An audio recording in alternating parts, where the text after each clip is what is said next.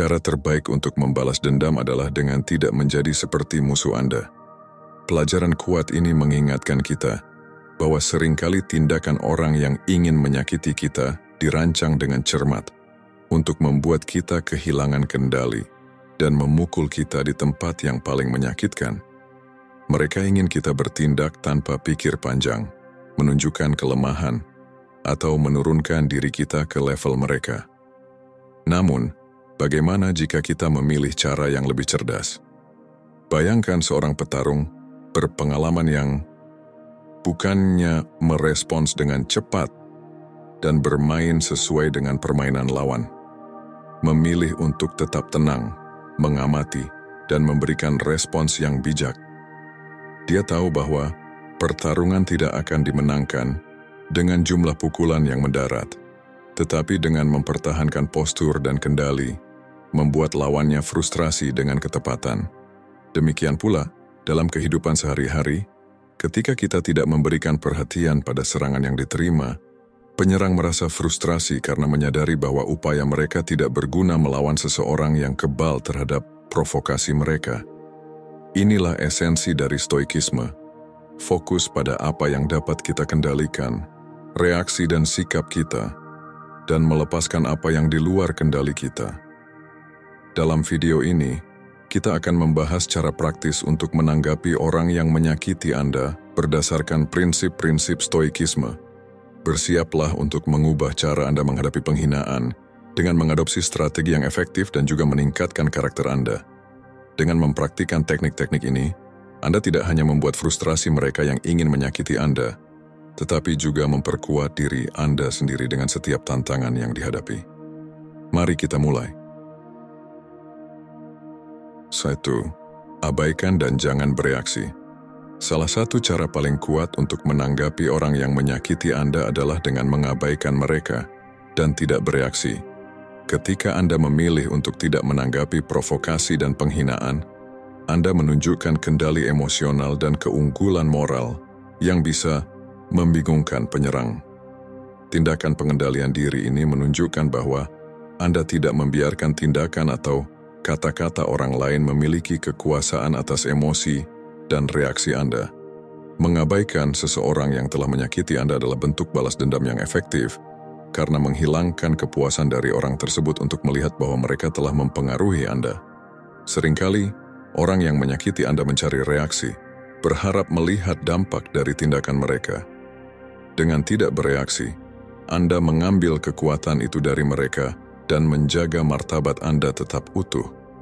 Lebih dari itu, pendekatan ini sangat selaras dengan prinsip-prinsip stoikisme yang menekankan fokus pada apa yang ada dalam kendali kita dan melepaskan apa yang tidak.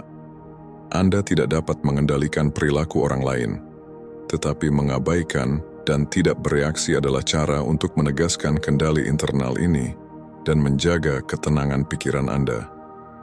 Alih-alih terlibat dalam konfrontasi yang bisa meningkat dan menyebabkan lebih banyak rasa sakit, memilih untuk mengabaikan memungkinkan Anda untuk tetap fokus pada apa yang benar-benar penting, kesejahteraan dan pertumbuhan pribadi Anda. Tindakan tidak bereaksi ini bisa dianggap sebagai kemenangan tenang, di mana ketahanan dan kekuatan batin Anda lebih terlihat daripada kata-kata atau tindakan terburu-buru. 2. Tanggapi dengan kebaikan. Ini bisa menjadi salah satu cara paling efektif untuk menangani situasi. Menghadapi dengan kebaikan orang yang menyakiti Anda tidak hanya membingungkan penyerang tetapi juga mengurangi dampak penghinaan. Dengan menunjukkan kedewasaan emosional Anda bangkit di atas negativitas dan dendam, menunjukkan bahwa Anda tidak terpengaruh oleh emosi saat itu. Ketika Anda menanggapi dengan kebaikan, ini bisa membuat orang yang menyakiti Anda berpikir kembali. Reaksi yang diharapkan biasanya adalah kemarahan atau konfrontasi, dan dengan menanggapi dengan kebaikan, Anda memutus siklus negatif tersebut. Sikap ini dapat membuat penyerang merenungkan tindakan mereka, dan dalam beberapa kasus, bahkan mempertimbangkan kembali perilaku mereka. Kebaikan juga memiliki efek positif pada diri Anda sendiri. Memilih untuk bersikap baik bahkan di hadapan rasa sakit mempromosikan rasa kedamaian batin dan rasa hormat terhadap diri sendiri. Anda menunjukkan kepada diri Anda sendiri bahwa Anda mampu mengendalikan reaksi Anda dan bertindak sesuai dengan nilai-nilai Anda, terlepas dari keadaan eksternal. Menanggapi dengan kebaikan tidak berarti membiarkan orang lain memperlakukan Anda dengan buruk. Itu adalah cara untuk menetapkan batasan yang tidak memperparah konflik. Anda dapat bersikap tegas dan baik hati, pada saat yang sama, membuatnya jelas bahwa Anda tidak menoleransi ketidaksopanan tetapi memilih untuk tidak menanggapi dengan agresi. Pendekatan ini sejalan dengan prinsip-prinsip stoikisme yang menghargai menjaga ketenangan dan rasionalitas dalam menghadapi kesulitan. Dengan menanggapi dengan kebaikan, Anda melatih kendali atas emosi dan tindakan Anda, yang merupakan pilar dari filsafat stoikisme. 3. Cari keadilan bukan dendam. Saat seseorang menyakiti Anda, reaksi alami mungkin adalah ingin membalas, tetapi cara yang lebih efektif dan konstruktif untuk merespons adalah mencari keadilan.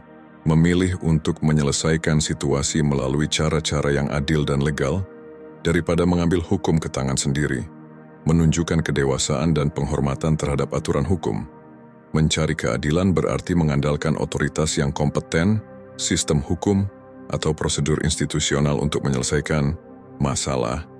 Ini bisa termasuk mengajukan keluhan resmi, mencari mediasi, atau berkonsultasi dengan pengacara tergantung pada tingkat keseriusan pelanggaran.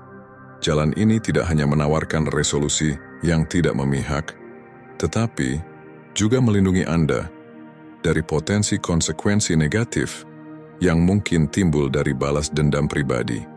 Misalnya, jika Anda menjadi korban fitnah di tempat kerja, alih-alih menghadapi penyerang secara agresif, pendekatan yang lebih bijaksana adalah mendokumentasikan bukti dan membawa kasus tersebut ke sumber daya manusia atau bahkan sistem peradilan, jika perlu.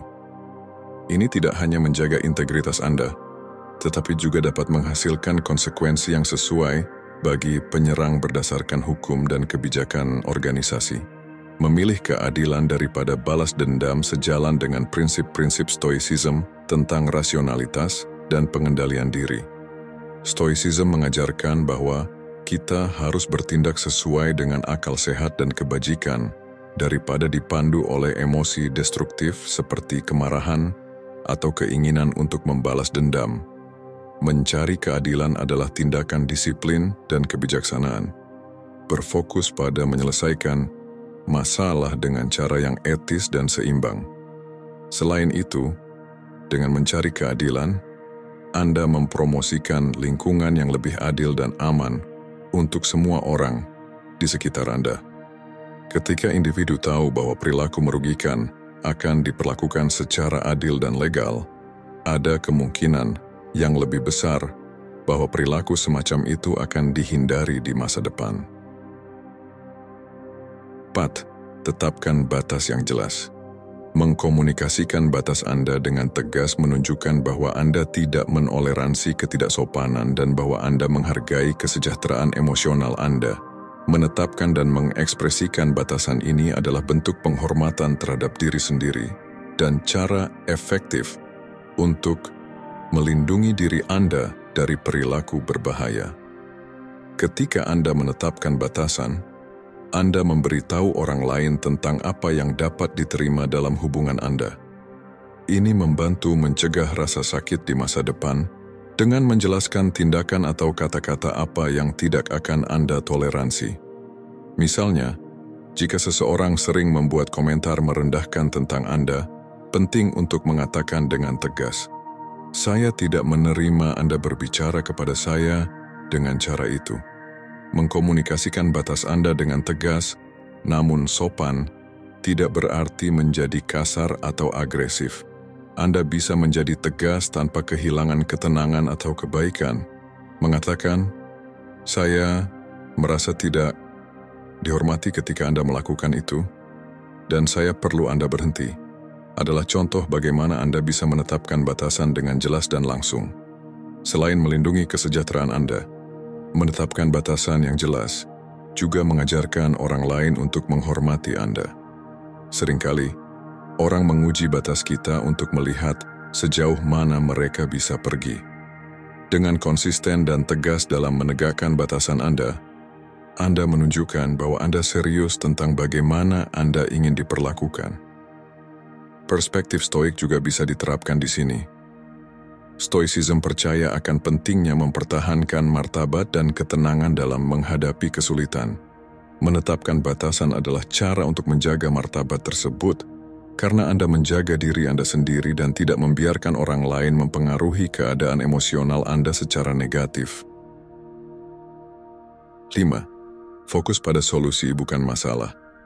Cara yang efektif untuk merespons orang yang menyakiti Anda adalah dengan fokus pada mencari solusi praktis daripada terus memikirkan apa yang telah terjadi. Dengan fokus pada solusi, Anda menghindari spiral negatif dari rasa dendam dan kemarahan, serta bekerja secara proaktif untuk menyelesaikan situasi dengan cara yang konstruktif. Jika seseorang menyakiti Anda, wajar merasa kesal dan ingin terus membicarakan masalah itu. Namun, terlalu banyak fokus pada masalah dapat memperburuk perasaan negatif dan mencegah kemajuan nyata. Sebaliknya, mencoba memahami akar masalah dan mencari cara untuk menyelesaikannya dapat mengubah situasi negatif menjadi peluang untuk pertumbuhan dan pembelajaran. Misalnya, jika seorang rekan kerja membuat komentar yang menyinggung, alih-alih bereaksi dengan marah atau terpaku pada apa yang dikatakan, Anda bisa menangani situasi dengan bertanya, apa yang bisa kita lakukan untuk memastikan ini tidak terjadi lagi? Atau, bagaimana kita bisa memperbaiki komunikasi kita untuk menghindari kesalahpahaman di masa depan? Pendekatan seperti ini tidak hanya menunjukkan kedewasaan dan pengendalian diri, tetapi juga menunjukkan bahwa Anda berkomitmen untuk menciptakan lingkungan yang lebih harmonis dan produktif. Sikap ini, yang fokus pada solusi, selaras dengan prinsip-prinsip stoicism, yang menekankan pentingnya mengendalikan reaksi kita dan fokus pada apa yang dapat kita ubah. Stoicism percaya bahwa dengan mengarahkan energi kita pada tindakan konstruktif, kita dapat mempertahankan ketenangan pikiran dan meningkatkan kesejahteraan secara keseluruhan. Pendekatan ini juga membantu mengubah cara berhubungan dengan menunjukkan bahwa Anda lebih fokus pada menyelesaikan masalah daripada mempertahankan konflik. Anda dapat membuat orang lain merasa tidak nyaman dan membuka saluran komunikasi yang lebih efektif. Ini bisa menghasilkan pemahaman yang lebih baik satu sama lain dan mungkin hubungan yang lebih kuat dan lebih hormat.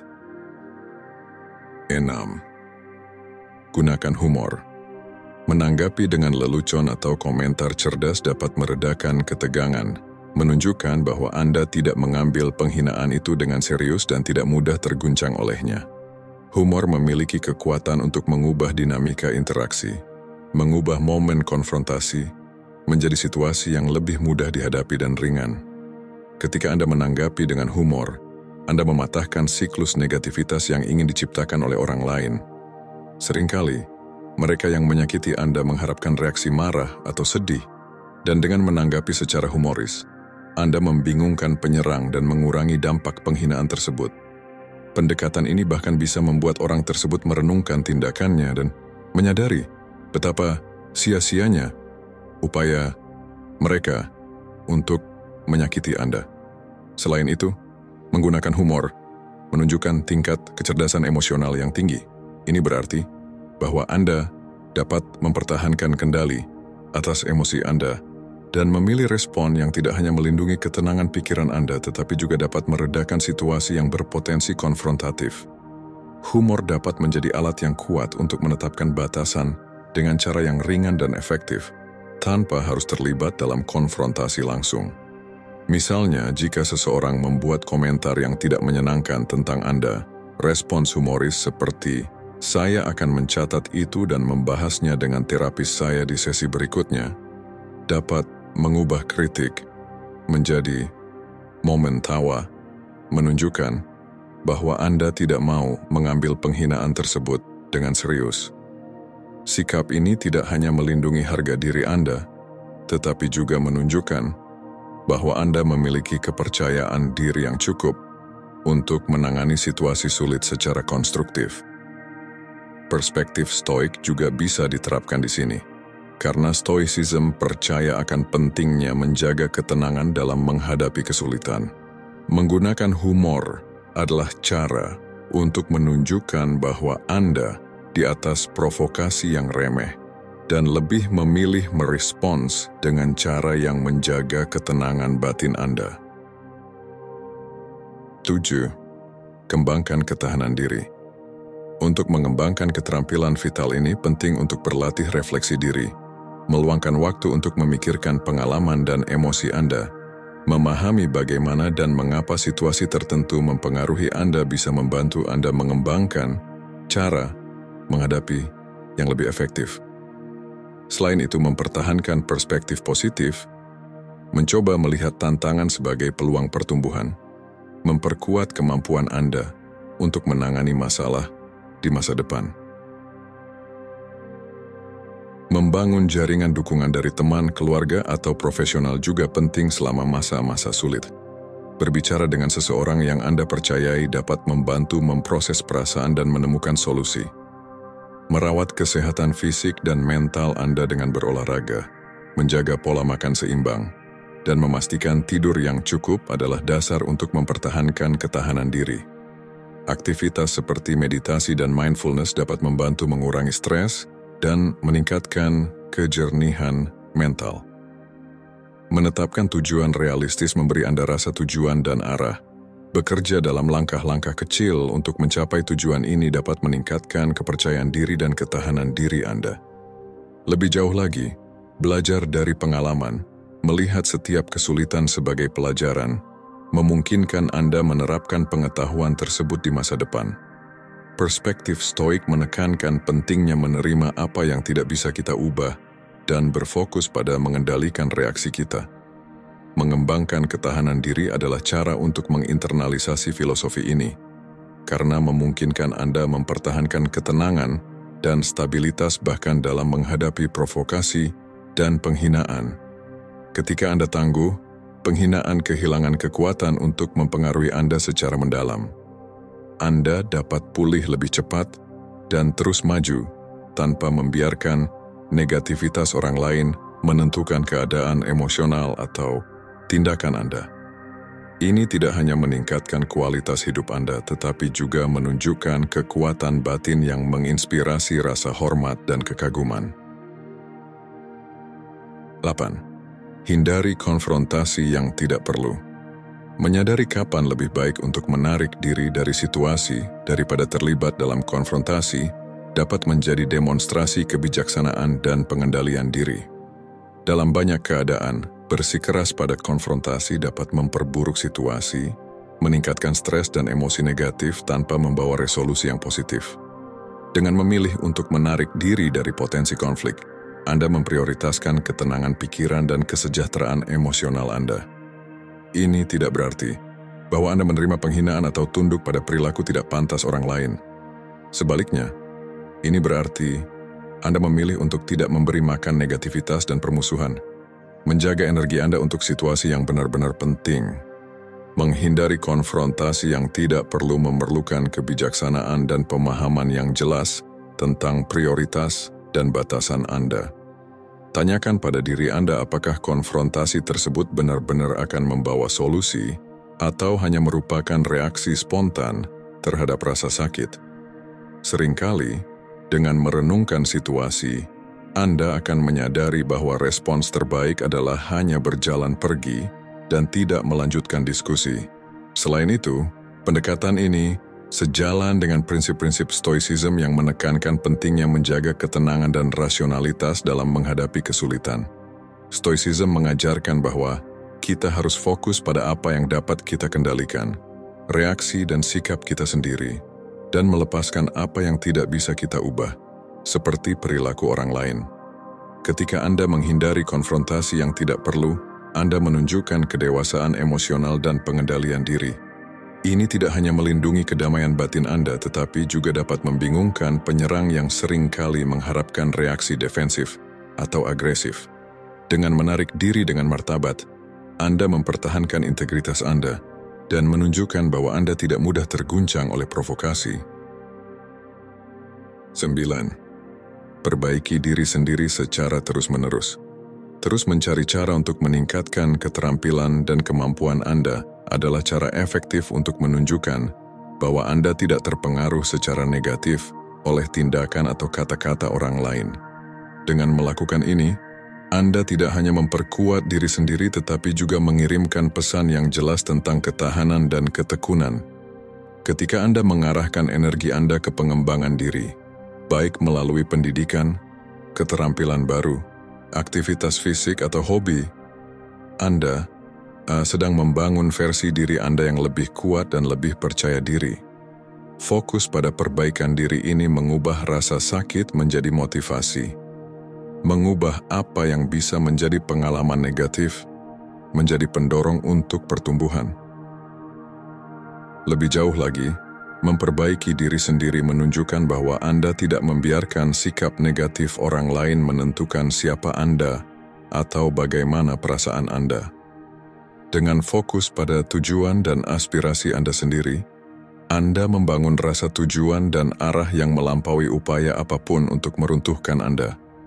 Tindakan perbaikan diri ini adalah bentuk balas dendam diam-diam dan efektif, menunjukkan bahwa Anda kebal terhadap upaya untuk menyakiti Anda. Pendekatan ini juga sangat berakar pada prinsip-prinsip Stoicism.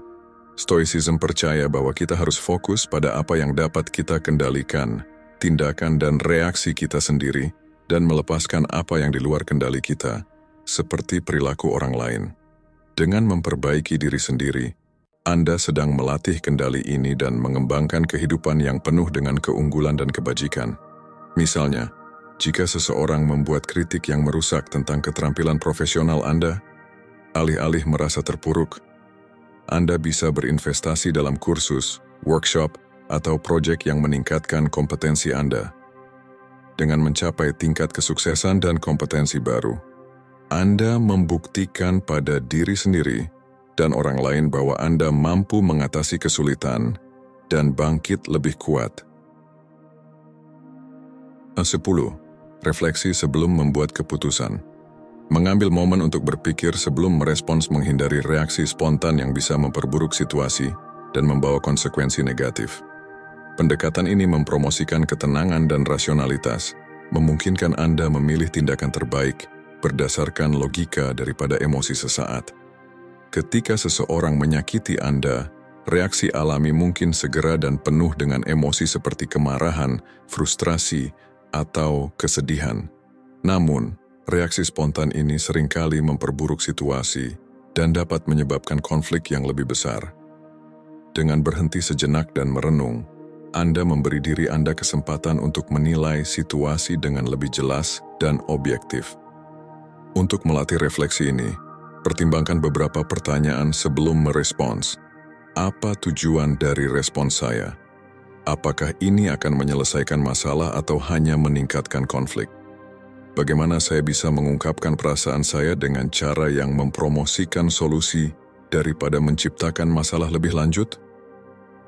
Pertanyaan-pertanyaan ini membantu mengarahkan respons Anda ke arah yang konstruktif dan efektif. Perspektif stoik sangat berguna dalam konteks ini. Stoicism mengajarkan pentingnya menjaga ketenangan dan pengendalian emosi dalam segala situasi. Refleksi sebelum membuat keputusan adalah cara untuk menerapkan filosofi ini dalam praktik. Dengan melakukannya, Anda sedang melatih pengendalian diri dan mencegah emosi sesaat mendominasi tindakan Anda. Misalnya, jika seseorang menghina Anda dalam momen kemarahan, alih-alih langsung merespons dengan serangan balik verbal, Anda bisa memilih untuk menarik napas dalam-dalam, memikirkan apa yang benar-benar ingin Anda komunikasikan, dan kemudian merespons dengan tenang dan tegas. Ini tidak hanya menghindari eskalasi konflik, tetapi juga menunjukkan kedewasaan Anda dan kemampuan untuk mempertahankan ketenangan di bawah tekanan. Lebih jauh lagi, pendekatan ini dapat menghasilkan hasil jangka panjang yang lebih baik. Respons yang dipikirkan dengan baik cenderung lebih efektif dalam menyelesaikan konflik dan menjaga hubungan. Mereka menunjukkan bahwa Anda menghargai komunikasi yang sopan dan berkomitmen untuk menyelesaikan kesalahpahaman dengan cara yang beradab. Semoga Anda menikmati video ini, dan jika Anda telah sampai di akhir, tulis kebijaksanaan berlapis baja di komentar. Jika Anda baru di saluran ini, silakan berlangganan. Sampai jumpa lagi.